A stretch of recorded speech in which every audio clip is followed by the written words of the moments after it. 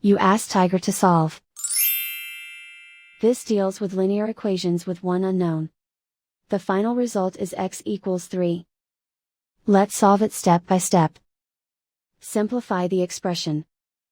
Find the greatest common factor of the numerator and denominator. Factor out and cancel the greatest common factor. Isolate the x. Multiply both sides by 18. Group like terms. Multiply the coefficients. Simplify the fraction. Multiply the fractions.